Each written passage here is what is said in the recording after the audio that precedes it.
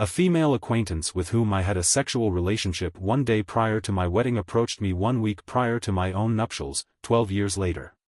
This time, however, I find myself in a position where I must seek retribution. I am currently engaged to my girlfriend of 4 years, who is 38 years of age. In less than a week, I will be married to her. This is my second engagement. 12 years ago, I was on the brink of marriage with my former partner. My fiancée is 38 years old. She was my high school sweetheart and we had been together for almost 10 years. We had lived together for 5 years, so it was only natural that I was ready to get married. My family loved my ex as well, so they were thrilled when I announced the news of our engagement. However, the wedding did not proceed as planned. On the eve of the ceremony, my ex-partner had sexual intercourse with my brother, 34 years of age. My ex had instructed me to spend the night before the wedding at a hotel, while she remained at home. She believed that we needed to stay separately to avoid bad luck. I followed her instructions. Unfortunately, this resulted in the unfortunate incident. Or perhaps it was fortunate that I had forgotten my shoes at home and had to return for them a few hours after I reached the hotel. Upon returning home, I was surprised to find that the lights were out in the living room, as my ex hated turning out the lights while leaving a room. I was unable to comprehend how she could have remembered. I proceeded to the bedroom, where I had previously stored the shoe box, as it was a particularly cherished item. Upon opening the door, I was confronted with the most distressing sight. My ex was in bed with my younger brother, completely absorbed in their illicit act. My entrance into the room was barely noticed by my ex and her partner. They were so absorbed in their own activities that they did not notice me until several seconds had passed. I was rendered immobile and unable to comprehend the situation. My world came crashing down around me, and I immediately fled the scene. My ex called after me, but I drove back to the hotel. I was overcome with a sense of disbelief and panic. I was scheduled to wed the following day, and this was simply unthinkable. It took me some time to regain my composure once I reached my room. Once I had calmed down, I spent at least an hour in tears. Fortunately, I had not informed my ex of the situation. The hotel I was in prevented her from contacting me directly, forcing her to send me text messages. She sent a series of apologies and attempted to convince me that this was a one-time occurrence. However, I was skeptical of her claims, particularly given her assertion that the wedding was causing her significant distress. My ex-girlfriend had always been there for her, so she was unsure of whom to turn to. I was astonished that she was attempting to justify her actions after what I had witnessed. I immediately blocked her, as well as my brother, who was also involved in the situation. It took some time, but I was eventually able to regain my composure. Together, we cancelled all the arrangements for the wedding. This was the first step in extricating ourselves from the situation. Regardless of the financial loss, I was determined to extricate myself from the situation. My ex had wasted 10 years of my life, and I was not willing to accept that as a cost of doing business. I was willing to expend a few $1,000s to ensure that I would not have to endure further interactions with her. I contacted my parents to inform them of the situation. They were initially uncertain about the appropriate response, whether to offer consolation or sever ties with my brother. I gave them time to consider their options, and by the time I spoke to them, it was late in the evening. I then proceeded to have dinner and subsequently engaged in self-soothing behaviors. After that day, I only saw my ex twice. The first was when she returned home to pack up her belongings and leave. The second was a couple of years later at a mutual friend's party, where she attempted to engage in conversation with me. However, I promptly left the premises as soon as I recognized her approach. My brother and I have not spoken since that incident, as a result of which my parents have severed all ties with him in response to his actions towards me. I have been informed that he has been working in Europe for the past 3 years. That incident is now in the past, and I have been able to move on from it. I am currently in a better place, and I am in a relationship with a woman whom I trust wholeheartedly. Everything was going well until a few days ago, precisely 1 week before my wedding. My ex reached out to me. I am uncertain how she discovered my whereabouts or my wedding plans. She contacted me from a new Facebook account, despite having previously blocked her original account, and sent me a plethora of messages expressing her distress. Her assertion that I was getting married again was perplexing, particularly given that we had nearly married in the past but had never actually done so. It felt like a complete déjà vu, as she was pleading with me to take her back despite her past actions and the fact that I was the only man she had ever loved. This deeply affected me, and I informed my fiancé of my thoughts without delay. One part of me was so distressed by this that I wanted to express my displeasure to her before my wedding, but another, more unforgiving part of me desired retribution.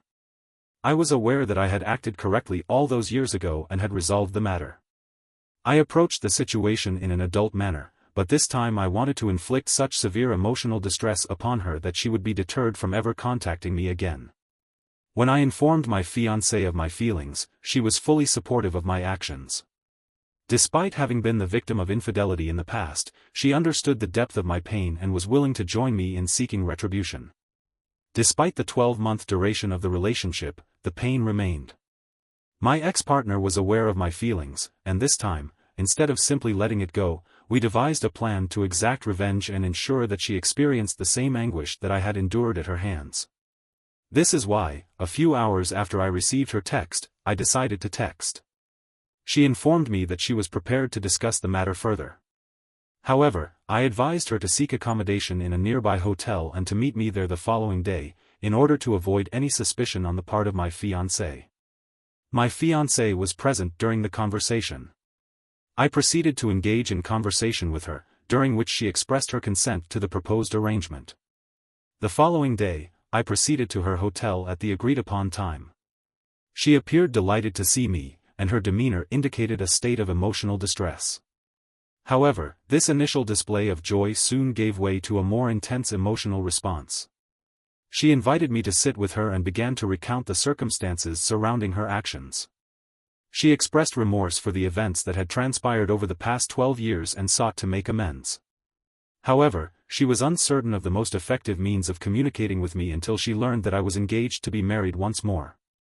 She felt compelled to send me a final text message, as she feared losing me forever if she did not.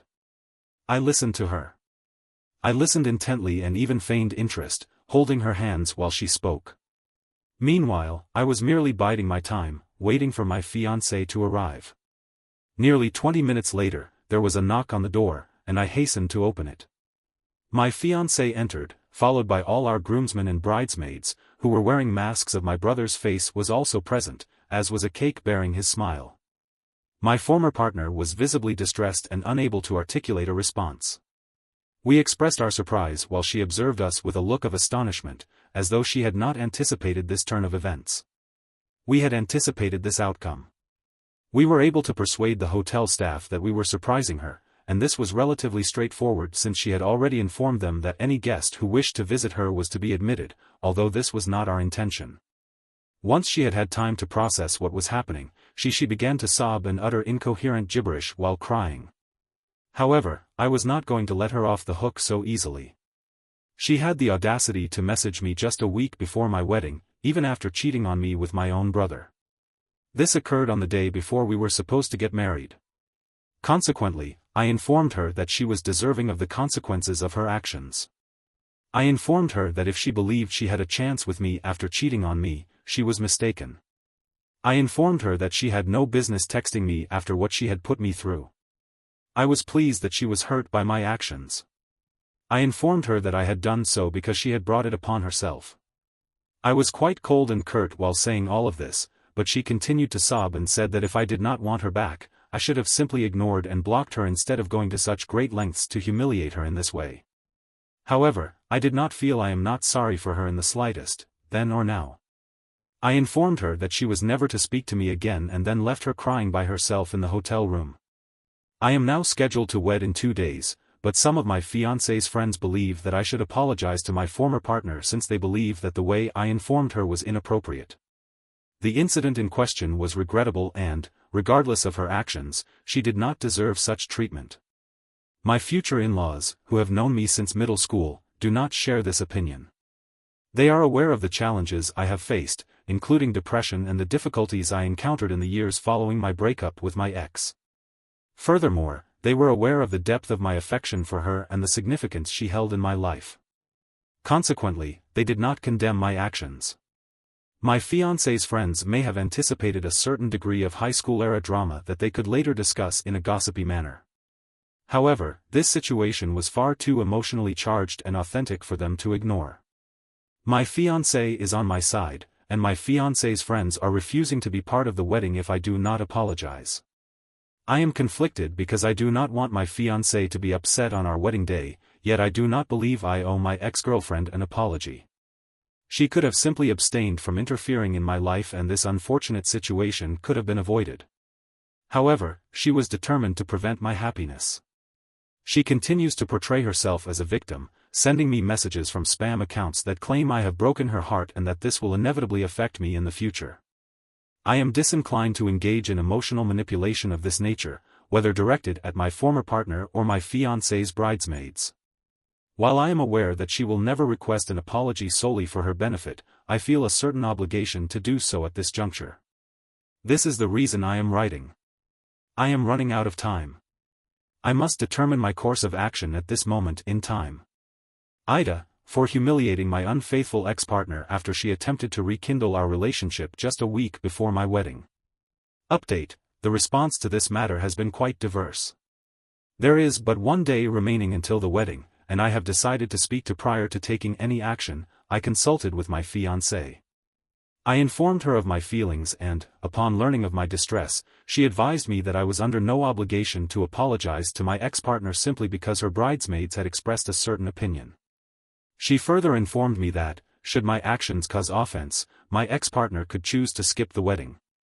She informed me that her bridesmaids were unaware of the circumstances surrounding the incident.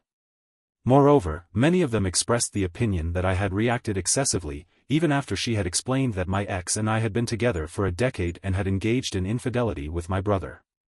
These actions were, in her view, inexcusable and not deserving of forgiveness. However, they remained unconvinced. Despite my attempts to clarify the situation, she remained convinced that I was being unreasonable and that I owed her an apology. Consequently, she ceased attempting to explain my perspective to them and even informed them that they were not obliged to attend the wedding if they so chose. She has not spoken to her friends for a full day, and it appears that she is experiencing significant distress. It seems unlikely that they will be attending the wedding, even though she has paid them back for the cost of the bridesmaid dress that she had purchased for them. She believes that most of them will be absent. She is maintaining a strong front for my sake, but I am aware that she is suffering as a result of the conflict. These women have been her friends since high school. My fiancé asserts that she is indifferent, yet I believe that she harbors genuine feelings. Consequently, I have opted to engage in direct communication with her friends, with the intention of persuading them to reconsider their stance. Regarding my former partner, she continues to exhibit behavior that is bothersome. Recently, she attempted to contact me, and then proceeded to engage in a lengthy argument. She attempted to persuade me that I was still enamored with her, but was merely too proud to acknowledge it. One might inquire as to why she would make such an assertion. She claims that I went to great lengths to humiliate her, which indicates that I still harbored feelings for her. While this may be true, those feelings she also expressed feelings of hatred and disgust, citing my actions as evidence of my desire to see her one last time, which she interpreted as an attempt to shock her. In reality, however, my intention was merely to intensify the impact of my words. I openly laughed in her face while she was speaking, hoping to convey my disbelief, yet she persisted. She proceeded to expound upon the notion that we were soulmates and that I needed to cancel the wedding before I made a significant error in judgment. The sole reason I am even considering this is to prevent her from taking any rash actions. I have attempted to contact her parents to request their intervention, but I have been unable to reach her, so I am now awaiting a response from her parents. Once I have received their reply, I will be in a position to extricate myself from this situation permanently. I should clarify that I still hold her in contempt, but I am also concerned for her well-being. I am not a cruel person. I would like to take this opportunity to inform you that I have now been formally married for a few days.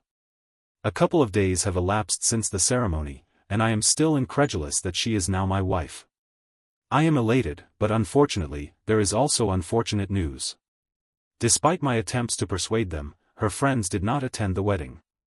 I personally called each of them to explain my actions and I had attempted to persuade them to attend the wedding, but they were unresponsive. When I asked them to attend just for my wife's sake, they were even less inclined to do so. This seemed peculiar to me, as I would surely attend a friend's wedding even if I did not particularly like the person getting married. My wife finally revealed the true reason yesterday. She stated that she had sensed that her friends would not attend the wedding, regardless of whether or not I apologized. This was due to the fact that she had refused to comply with their requests and had disagreed with them. They were not pleased with her actions and believed that they were a unified entity, therefore, they were compelled to maintain a unified front. These were her friends from high school, and while she had managed to retain them throughout the years, there had never been a significant point of contention. This was the first time that their friendship was tested. She elected to prioritize my company over that of her friends, a decision that her companions found disagreeable. She intimated that she was somewhat disconcerted by this turn of events, yet was too embarrassed to acknowledge it openly, as it was perceived as a rather juvenile matter. I was not unduly concerned, however, as I was reassured that this was not my responsibility and that her companions were simply self-centered. My wife's perspective shifted, and she expressed gratitude that her friends had declined to attend. This allowed her to cease striving to align her actions with their expectations and to pursue her own path without constantly seeking their approval. This was a positive development for our relationship. Additionally, my ex's parents finally responded to me. On the evening before my wedding, I informed them of the situation in a brief and urgent manner. I explained that their daughter had been exhibiting erratic and delusional behavior and that it was imperative for her to be taken back to the hotel where she had been staying. I emphasized that it was not advisable for her to be left alone, given her unstable state of mind. It subsequently transpired that they had been engaged in a hiking expedition where they had no access to a mobile phone network. Upon their return, they assured me that they would convey her back to me as soon as they were able to do so, and even expressed their gratitude for my intervention. However, I have not received any further communication from them since that initial conversation. Update 3. It has been a week since the aforementioned incident. My wedding has been marked by a series of unfortunate incidents. As previously stated, my girlfriend or her parents have not communicated with me since our last conversation. I had assumed that they would take her home, but it seems that this was not the case. 2 nights ago, there was a knock at our door. As it was quite late, my wife and I was unaware of the identity of the visitor, as we had not anticipated their arrival. I made the error of opening the door before checking the cameras. When I opened the door, my former partner pushed past me and entered the house with her belongings. My wife was seated on the couch and immediately stood up as soon as my former partner entered the house. I attempted to inquire as to her purpose in my domicile, but before I could utter a word, she informed me that she intended to remain. She stated that her parents had arrived to convey her return home a few days prior, but that she had declined to depart, as she was aware that I would soon take her back. My wife and I were rendered speechless and uncertain as to how to respond, due to the unexpected nature of the situation. The situation appeared to be somewhat irrational. She informed me that her parents had attempted to persuade her to return with them, but she had engaged in a heated argument with them and ultimately remained at the hotel. However, she was now facing financial constraints, prompting her to relocate to my residence. The rationale behind this decision was that if I spent sufficient time with her, I was concerned that my past feelings for her might resurface, leading to a renewed romantic attachment. I was perplexed by the circumstances and unsure of how to respond. My wife attempted to engage with her, but she ignored her presence and continued speaking to me, demanding that I allow her to live with us. I attempted to explain to her in the most gentle manner possible that I was now a married man, and she could not simply show up at my residence to live with me. She asserted that she did not accept the legitimacy of our marriage. I was still unmarried, and I was incredulous that this was occurring. However, I lacked the emotional capacity to evict her, as she appeared to be seriously unstable. She required assistance, so I instructed her to wait in the living room while I proceeded to the bedroom with my wife to discuss the most appropriate course of action. Fortunately, my wife was also quite empathetic and was aware that there was something seriously amiss in how my former partner was behaving. She required significant professional assistance, and we came to the realization that I attempted to contact her parents, but they did not respond to my calls or texts. They stated that they were unable to force her to return home and that she was exhibiting behaviors that made it unfeasible for them to continue living with her. They appeared embarrassed by her actions and seemed to have abandoned her. Once my ex-partner's parents realized that she was experiencing a mental health crisis with no other viable options, I contacted my own parents. They arrived within half an hour, and my ex had fallen asleep on the couch. This was fortuitous, as we decided to take her to a therapist as soon as possible. Given the unpredictable nature of her behavior, my wife and I decided to allow her to remain overnight. Neither of us was in a position to hate her, given the circumstances. It was evident that a significant shift had occurred in her mental state, necessitating immediate intervention. The woman in question lacked the support of her parents, who were no longer available to her. The following day, my parents and I accompanied her to the hospital. She continued to express her gratitude for my gradual acceptance of her condition, and even began planning our wedding. We consulted with a mental health professional, but she refused to engage in treatment, citing her belief that she was perfectly fine. Despite the considerable difficulties and complications that she had experienced, the medical team was able to calm her down with medication and administer drugs that I do not recall the names of. She subsequently appeared to become significantly calmer. Approximately 1 or 2 hours later, she indicated that she wished to return home. I accompanied her. We then proceeded to take her home, where she was permitted to rest in a room while my family and I sat in the living room, contemplating our next steps. My wife and I were greatly relieved when she expressed a desire to return home, and we even assisted her in packing her belongings in the trunk of our car. We subsequently drove her home together in silence, as we were unsure of what to say in such a situation. Once she arrived, she apologized to both of us for the inconvenience she had caused and expressed remorse for her actions. My wife and I felt exceedingly awkward throughout this entire episode. However, we reassured her that it was acceptable and advised her to prioritize her well-being before returning home. I was uncertain if this would prove beneficial, but I did contact my ex's mother and provided her with a comprehensive account of the events. It appeared that this finally prompted her to recognize the severity of the situation. She informed me that she has relocated to live with her daughter and stated that she would keep us apprised of any developments. Despite the challenges we have faced thus far, my wife and I genuinely hope for her recovery.